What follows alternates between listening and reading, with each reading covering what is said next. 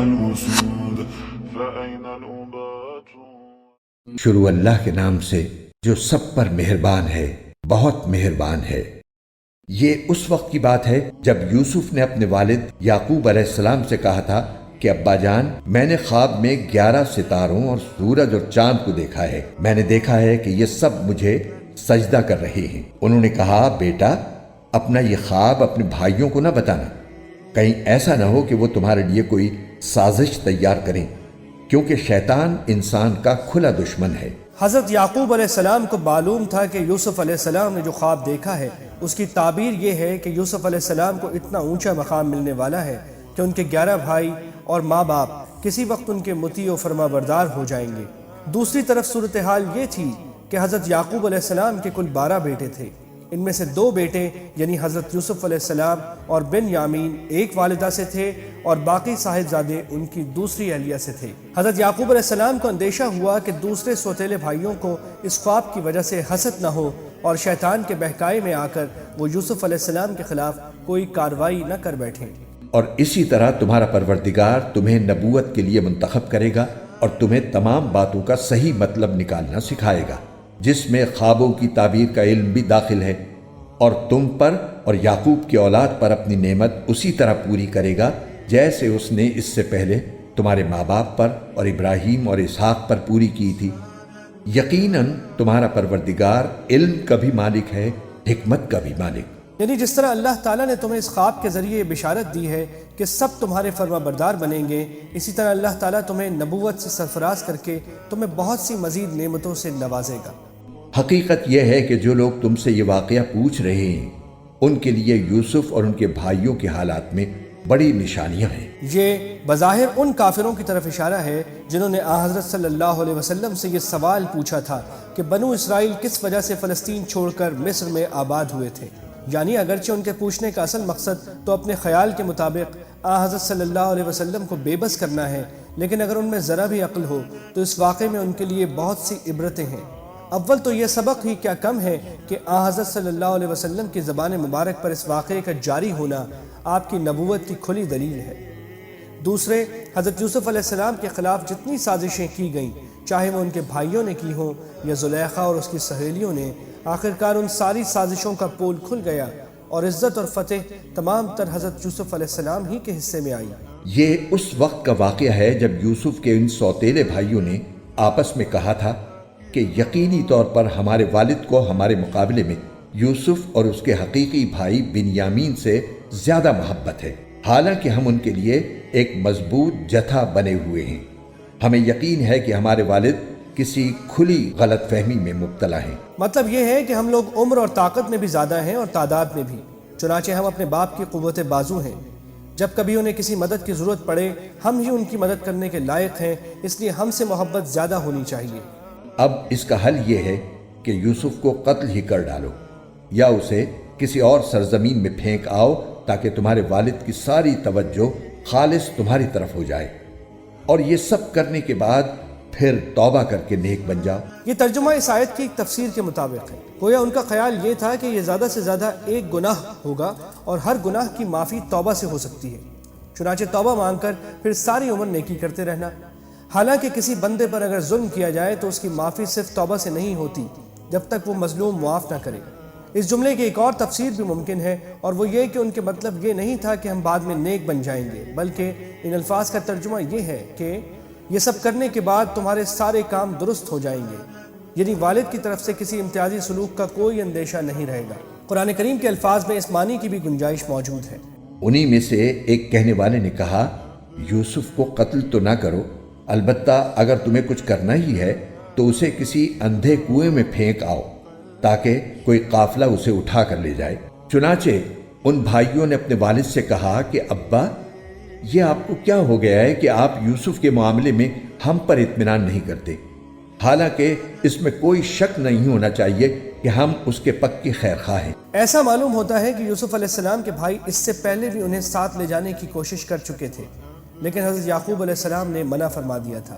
کل آپ اسے ہمارے ساتھ تفریح کے لیے بھیج دیجئے تاکہ وہ کھائے پیے اور کچھ کھیل کود لے، اور یقین رکھیے کہ ہم اس کی پوری حفاظت کریں گے۔ یعقوب نے کہا، तुम उसे ले जाओगे तो मुझे उसकी जुदाई का गम होगा और मुझे ये अंदेशा भी है कि किसी वक्त जब तुम उसकी तरफ से गाफिल हो तो कोई भेड़िया उसे खा जाए। यानी अगर कोई और हादसा भी पेश ना आए तो उनका मेरी नज़रों से दूर चला जाना भी मेरे लिए बायस रंज होगा। इससे मालूम हुआ कि महबूब औलाद को किसी ख़ास ज़रूरत के बगैर जुदा करना भी माँ बाप के लिए तकलीफ दे है। बाज़ रिवायात में है कि हज़रत याकूब अलैहिस्सलाम ने एक ख्वाब देखा था कि भेड़िए हज़रत यूसुफ अलैहिस्सलाम पर हमला कर रहे हैं। वो बोले, हम एक मजबूत जत्थे की शक्ल में हैं, अगर फिर भी भेड़िया उसे खा जाए तो हम तो बिल्कुल ही गए गुजरे हुए। फिर हुआ ये कि जब वो उनको साथ ले गए और उन्होंने ये तय कर ही रखा था कि उन्हें एक अंधे कुएं में डाल देंगे, चुनाचे डाल भी दिया, तो हमने यूसुफ पर वही भेजी कि एक वक्त आएगा जब तुम इन सब को जतलाओगे कि इन्होंने ये काम किया था, और उस वक्त उन्हें पता भी ना होगा कि तुम कौन हो। हज़रत यूसुफ अलैहिस्सलाम उस वक्त बच्चे थे। रिवायात में उनकी उम्र 7 साल बताई गई है, इसलिए ये वही नबूवत की वही नहीं थी, बल्कि ये उस किस्म की वही थी जैसी कुरान करीम ने हज़रत मूसा अलैहिस्सलाम की वालिदा या हज़रत मरियम के लिए बयान फरमाई है, जिसका हासिल ये है कि अल्लाह ताला ने हज़रत यूसुफ अलैहिस्सलाम को किसी ज़रिए से ये बताया कि घबराओ नहीं, एक वक्त आने वाला है कि ये लोग तुम्हारे आगे झुकेंगे और तुम उन्हें उनकी सारी हरकतों के बारे में उन्हें उस वक्त सब कुछ जतला दोगे जब ये तुम्हें पहचानते भी नहीं होंगे। चुनाचे आगे आयत 89 में आ रहा है कि हज़रत यूसुफ अलैहिस्सलाम ने मिस्र का हाकिम बनने के बाद उन्हें जतलाया था। और रात को वो सब अपने बाप के पास रोते हुए पहुंच गए। कहने लगे, अब्बा जी, यकीन जानिए हम दौड़ने का मुकाबला करने चले गए थे और हमने यूसुफ को अपने सामान के पास छोड़ दिया था। इतने में एक भेड़िया उसे खा गया, और आप हमारी बात का यकीन नहीं करेंगे, चाहे हम कितने ही सच्चे हों। और वो यूसुफ की कमीज पर झूठ मूठ का खून भी लगा कर ले आए। उनके वालिद ने कहा, हकीकत ये नहीं है, बल्कि तुम्हारे दिलों ने अपनी तरफ से एक बात बना ली है। अब तो मेरे लिए सब्र ही बेहतर है, और जो बातें तुम बना रहे हो उन पर अल्लाह ही की मदद दरकार है। बाज़ रिवायात में है कि उन्होंने कमीज पर खून तो लगा दिया, लेकिन कमीज सही सालिम था, इस पर फटन के कोई आसार नहीं थे। इसलिए हज़रत याकूब अलैहिस्सलाम ने फरमाया कि वो भेड़िया बड़ा मुहज़्ज़ब था कि बच्चे को खा गया और कमीज जो कि तू सही सालिम रही। खुलासा ये कि उनको ये बात यकीन से मालूम हो गई कि भेड़िए के खाने की बात महज अफसाना है, इसलिए उन्होंने फरमाया कि ये बात तुमने अपनी तरफ से घड़ ली है। और दूसरी तरफ जिस जगह उन्होंने यूसुफ को कुएं में डाला था, वहां एक काफिला आया। काफिले के लोगों ने एक आदमी पानी लाने के लिए भेजा, और उसने अपना डोल कुएं में डाला तो वहां यूसुफ अलैहिस्सलाम को देखकर पुकार उठा, लो खुशखबरी सुनो, ये तो एक लड़का है। और काफिले वालों ने उन्हें एक तिजारत का माल समझकर छुपा लिया, और जो कुछ वो कर रहे थे अल्लाह को उसका पूरा पूरा इल्म था। रिवायात में है कि जब हज़रत यूसुफ अलैहिस्सलाम को कुएं में डाला गया तो अल्लाह ताला के फजल करम से वो एक पत्थर पर जा बैठे थे। जब काफिले के इस आदमी ने पानी निकालने के लिए डोल कुएं में डाला तो वो उस डोल में सवार हो गए।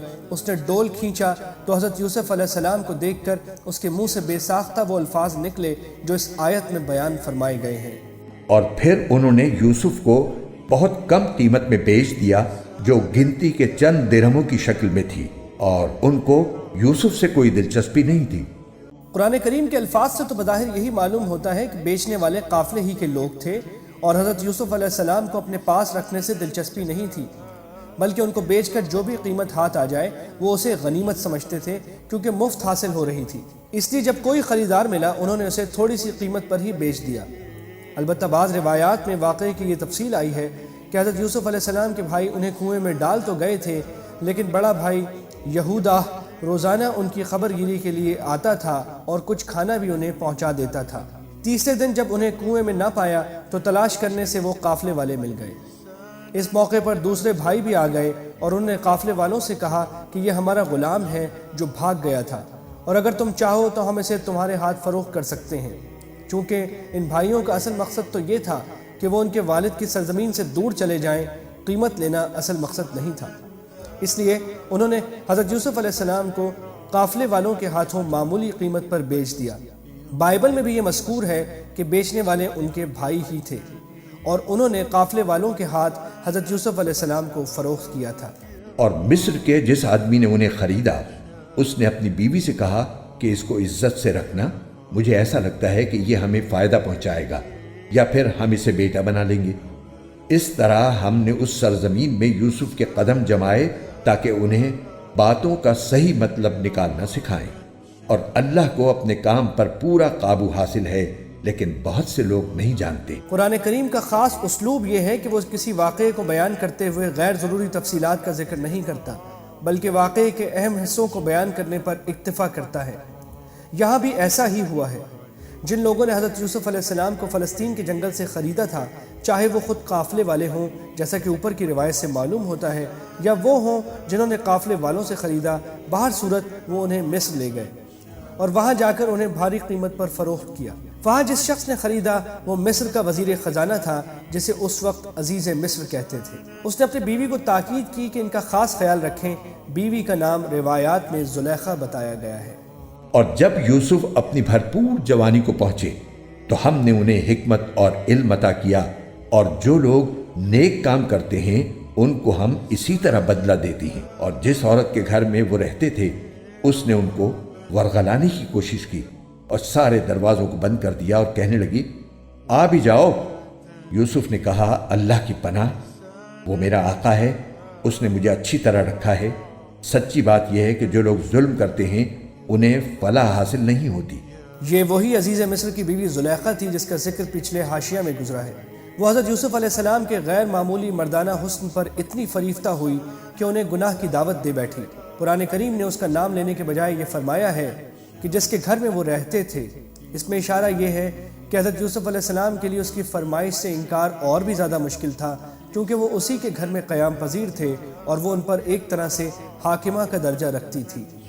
اس عورت نے تو واضح طور پر یوسف کے ساتھ برائی کا ارادہ کر لیا تھا، اور یوسف کے دل میں بھی اس عورت کا خیال آ چلا تھا، اگر وہ اپنے رب کی دلیل کو نہ دیکھ لیتے۔ ہم نے ایسا اس لیے کیا تاکہ ان سے برائی اور بے حیائی کا رخ پھیر دیں۔ بے شک وہ ہمارے منتخب بندوں میں سے تھے۔ یہاں آقا سے مراد اللہ تعالیٰ بھی ہو سکتے ہیں، اور وہ عزیز مصر بھی ہو سکتا ہے جس نے انہیں اپنے گھر میں عزت سے رکھا ہوا تھا، اور مطلب یہ ہوگا کہ تم میرے آقا کی بیوی ہو اور میں تمہاری بات مان کر اس کے ساتھ خیانت کیسے کر سکتا ہوں۔ اس آیت کی تفسیر دو طریقے سے ممکن ہے۔ ایک یہ کہ اگر حضرت یوسف علیہ السلام اپنے رب کی طرف سے ایک دلیل نہ دیکھ لیتے تو ان کے دل میں بھی اس عورت کی طرف جھکاؤ پیدا ہو جاتا، لیکن چونکہ اللہ تعالیٰ کی طرف سے انہیں ایک دلیل نظر آ گئی جس کی تفصیل آگے آ رہی ہے، اس لیے ان کے دل میں اس عورت کے بارے میں کوئی برا خیال تک نہیں آیا۔ اور دوسرا مطلب یہ بھی ہو سکتا ہے کہ شروع میں ان کے دل میں بھی تھوڑا سا میلان پیدا ہوا تھا، جو ایک بشری تقاضا ہے، مگر بقول حکیم الامت حضرت مولانا اشرف علی تھانوی رحمۃ اللہ علیہ اس کی بہترین مثال ایسی ہے جیسے پیاس کی حالت میں روزے دار کو ٹھنڈا پانی دیکھ کر طبعی طور پر اس کی طرف میلان پیدا ہوتا ہے، لیکن روزہ توڑنے کا بالکل ارادہ نہیں ہوتا۔ اسی طرح غیر اختیاری طور پر حضرت یوسف علیہ السلام کے دل میں بھی میلان پیدا ہوا، اور اگر وہ اپنے رب کی دلیل نہ دیکھ لیتے تو یہ میلان آگے بھی بڑھ سکتا تھا، لیکن اپنے رب کی دلیل دیکھنے کے بعد وہ غیر اختیاری جھکاؤ سے آگے نہیں بڑھا۔ زیادہ تر مفسرین نے اس دوسری تفسیر کو اس لیے اختیار کیا کہ اول تو یہ عربی زبان کے قواعد کے لحاظ سے زیادہ بہتر ہے، دوسرے اس سے حضرت یوسف علیہ السلام کے مقام بلند کا مزید اندازہ ہوتا ہے۔ اگر ان کے دل میں یہ غیر اختیاری خیال بھی پیدا نہ ہوتا تو گناہ سے بچنا اتنا مشکل نہیں تھا، لیکن اس جھکاؤ کے باوجود اپنے آپ کو بچانا زبردست اولو العزمی کے بغیر ممکن نہیں ہے، اور قرآن و حدیث سے معلوم ہوتا ہے کہ دل کے تقاضے کے باوجود اللہ تعالیٰ کے خوف سے اپنے آپ پر قابو رکھنا اور گناہ سے بچنا بڑے اجر و ثواب کا کام ہے۔ اب یہ سوال رہ جاتا ہے کہ وہ دلیل کیا تھی جسے اللہ تعالیٰ نے اپنے رب کی دلیل سے تعبیر فرمایا ہے۔ اس سوال کا واضح اور بے غبار جواب یہ ہے کہ اس سے مراد اس عمل کے گناہ ہونے کی دلیل ہے جس کی طرف انہوں نے دھیان رکھا اور گناہ سے محفوظ رہے۔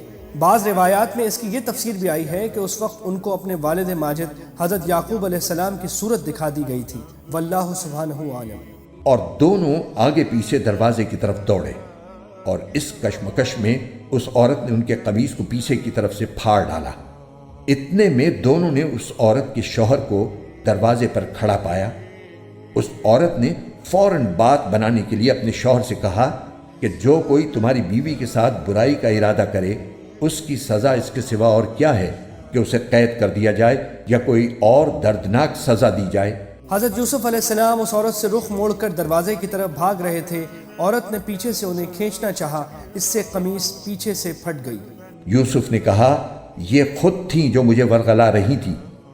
اور اس عورت کے خاندان ہی میں سے ایک گواہی دینے والے نے یہ گواہی دی کہ اگر یوسف کی قمیص سامنے کی طرف سے پھٹی ہو تو عورت سچ کہتی ہے اور وہ جھوٹے ہیں، اور اگر ان کی قمیص پیچھے کی طرف سے پھٹی ہے تو عورت جھوٹ بولتی ہے اور یہ سچے ہیں۔ اللہ تعالیٰ نے حضرت یوسف علیہ السلام کی بے گناہی عزیز مصر پر واضح کرنے کے لیے انتظام فرمایا کہ خود زلیخا کے خاندان کے ایک شخص نے سچ اور جھوٹ کا فیصلہ کرنے کے لیے ایک ایسی علامت بتائی جس کی معقولیت سے کوئی انکار نہیں کر سکتا۔ اس کا کہنا یہ تھا کہ اگر حضرت یوسف علیہ السلام کی قمیص سامنے کی طرف سے پھٹی ہو تو یہ اس بات کی علامت ہوگی کہ وہ عورت کی طرف بڑھنا چاہتے تھے۔ عورت نے اپنے بچاؤ کے لیے ہاتھ بڑھایا اور اس کشمکش میں ان کی قمیص پھٹ گئی، لیکن اگر وہ پیچھے کی طرف سے پھٹی ہے تو اس کا مطلب یہ ہے کہ وہ آگے بھاگ رہے تھے۔ زلیخا ان کا پیچھا کر کے انہیں روکنا چاہتی تھی اور انہیں اپنی طرف کھینچنے کی وجہ سے قمیص پھٹ گئی۔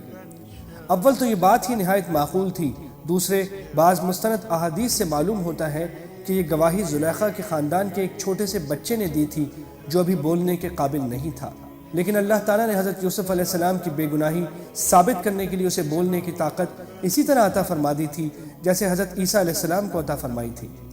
غرض اس ناقابل انکار ثبوت کے بعد عزیز مصر کو یقین ہو گیا کہ سارا قصور اس کی بیوی کا ہے اور حضرت یوسف علیہ السلام بالکل بے گناہ ہے۔